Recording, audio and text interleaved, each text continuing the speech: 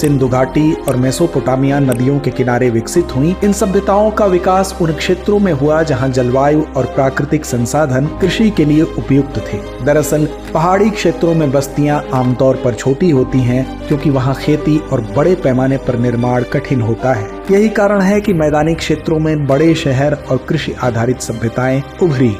इन सभ्यताओं के विकास के साथ साथ मानव ने अपने जीवन को बेहतर बनाने के लिए हमेशा अपने पर्यावरण के अनुसार स्वयं को ढालने का प्रयास किया। उदाहरण के तौर पर विभिन्न जलवायुओं में अनुकूलन। ठंडे क्षेत्रों में लोग गर्म कपड़े पहनते हैं, घरों को इंसुलेट करते हैं और सर्दियों के लिए भोजन संग्रह करते हैं। वहीं गर्म क्षेत्रों में लोग जल संरक्षण की तकनीकें अपनाते हैं और सूरज की तेज धूप से बचने के लिए विशेष घरों का निर्माण करते हैं। प्राकृतिक संसाधनों का उपयोग। प्रारंभिक मानव समाजों ने जंगलों से लकड़ी, नदियों से पानी और पहाड़ों से खनिजों का दोहन करके अपने जीवन को बेहतर बनाने के उपाय खोजे। यह अनुकूलन आज भी मानव समाज का एक प्रमुख हिस्सा है। पर्यावरण को बदलने में मानव का योगदान। मानव न केवल पर्यावरण से प्रभावित होता है बल्कि उसे बदलने में भी महत्वपूर्ण भूमिका निभाता है। इसके उदाहरण निम्नलिखित हैं। कृषि और वन्य क्षेत्र की कटाई। खेती के लिए भूमि की आवश्यकता ने बड़े पैमाने पर वनों की कटाई की है। यह प्रक्रिया आज भी जारी है, जिससे प्राकृतिक पारिस्थितिकी तंत्र में असंतुलन पैदा हो रहा है। शहरीकरण।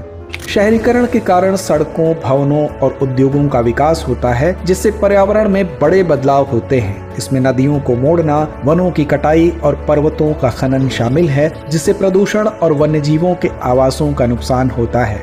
पर्यावरण की प्रतिक्रिया। जब मानव पर्यावरण को बदलता है तो पर्यावरण भी अपनी प्रतिक्रिया देता है। इसके कुछ उदाहरण हैं। मिट्टी का क्षरण। अत्यधिक कृषि गतिविधियों के कारण मिट्टी की उर्वरता में कमी आती है। लंबे समय तक एक ही भूमि पर खेती करने से मिट्टी का पोषण कम हो जाता है, जिससे उत्पादन में गिरावट आती है। जलवायु परिवर्तन। औद्योगिक क्रांति के बाद मानव गतिविधियों के कारण जलवायु परिवर्तन एक बड़ा मुद्दा बन गया है। ग्रीन हाउस गैसों के उत्सर्जन ने ग्लोबल वार्मिंग को बढ़ावा दिया है, जिसके परिणाम स्वरूप बाढ़, सूखा और तूफानों जैसी आपदाएं बढ़ रही हैं। आधुनिक युग में मानव पर्यावरण परस्पर क्रिया।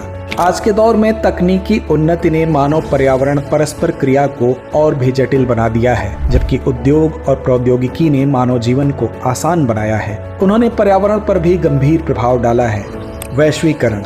वैश्वीकरण के कारण उद्योगों का विस्तार तेजी से हुआ है, जिससे प्रदूषण और प्राकृतिक संसाधनों का अत्यधिक दोहन हुआ है। पर्यावरण संरक्षण के प्रयास। पर्यावरण संरक्षण के लिए सरकारें और अंतर्राष्ट्रीय संगठन नए कानून और समझौते कर रहे हैं, जैसे कि पेरिस जलवायु समझौता, जिसका उद्देश्य ग्लोबल वार्मिंग को सीमित करना है। मानव और पर्यावरण का संबंध अनिवार्य है। यह स्पष्ट है कि दोनों एक दूसरे पर निर्भर हैं और एक दूसरे को प्रभावित करते हैं। यदि हम अपने पर्यावरण का संरक्षण नहीं करेंगे तो हमारा भविष्य संकट में पड़ सकता है। हमें इस बात की समझ विकसित करनी होगी कि हमारे क्रियाकलापों का पर्यावरण पर क्या प्रभाव पड़ता है और हमें अपने विकास के साथ साथ प्रकृति के संरक्षण की दिशा में भी काम करना होगा। सतत विकास और पर्यावरण संरक्षण ही वह रास्ता है जिससे हम इस परस्पर संबंध को संतुलित कर सकते हैं और एक सुरक्षित भविष्य की ओर कदम बढ़ा सकते हैं।